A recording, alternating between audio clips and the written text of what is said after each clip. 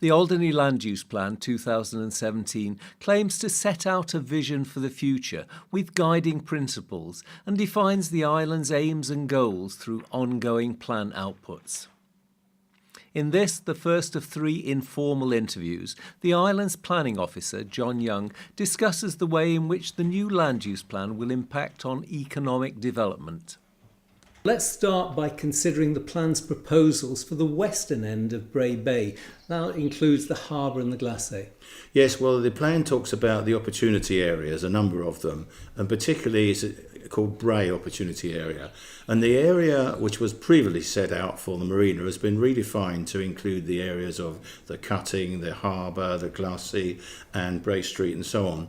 And we've set down a policy requiring an overall master plan for that area and the principles that apply in the various parts of it. So it's not a one-size-fits-all. For example, it's imperative the harbour is maintained as an operational harbour, also with a need for warehousing and industrial facilities. Those have to continue.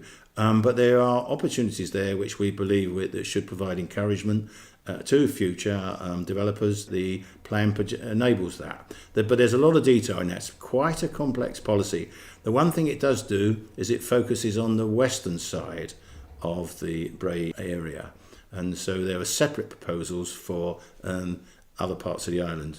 Talking about that, what about economic development opportunities in other areas? Yes, well, I think there are about 6 or 7 areas in the plan. They're listed in there. And what the plan proposes is policies to guide and encourage that development so we get the right sort of development that fits the site and it's in the right place. So, for example, by the Buttes area, we've got redevelopment already going on there. It's an important area of open space with a cricket pitch where Alderney Week happens and the green lung area to the north of that.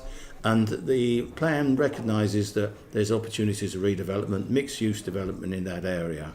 That's one. Obviously, there are a number of forts, particularly most notable, Fort Torget, where we've set down development principles for that. But again, it's about having coordinated master plans so that when the economic drive comes, those opportunities can be taken. Also one for the Arsenal area as well. Not a wall-to-wall proposal, but again, a very selective policy allowing some development in that area. So those proposals are all in detail. They're quite complicated in the plan. I understand that the plan calls for Victoria Street to be maintained as the island's prime retail location. Well, yes, I think it's obvious to everybody in Alderney that Victoria Street is the heart. But of course, retail businesses are having a tough time. But we do need to have policies that help retain that. So the policies are quite explicit where they don't encourage, in fact, they discourage the changes of use.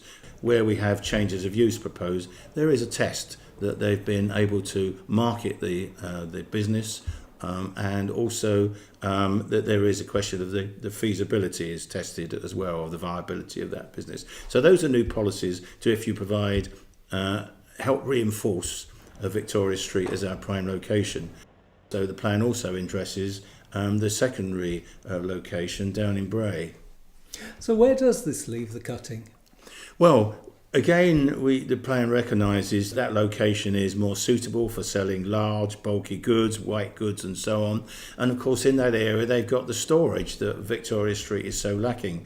And so, again, there's quite a complex detailed set of policies there and wants to make sure that we keep this kind of public permeability, what's described between the public domain and the street and what goes on behind it. And of course, that is part and parcel as well of the Bray opportunity area as well. So it's quite a complex policy. I'd advocate businesses there to have a read of it and let us know what they think. What about the provision of new office space here in Alderney? Well, not only do we need additional storage space, I think it's about 5,000 square feet in the plan, but we also need prime office space.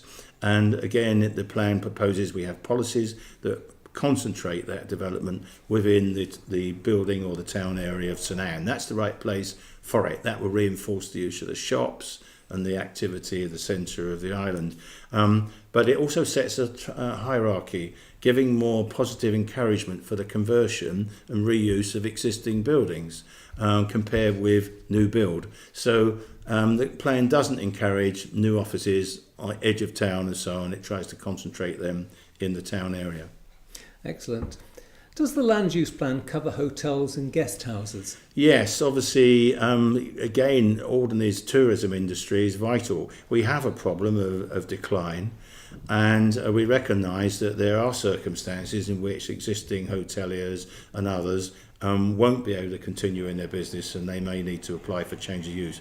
But as I say, we've introduced those tests, the policy tests. They need to be marketed, and they need to have demonstrated that the businesses cannot be made viable in order for that change of use to happen. But even if it does, there is some guidance there about the sort of uses that replace it, because again, those are crucial.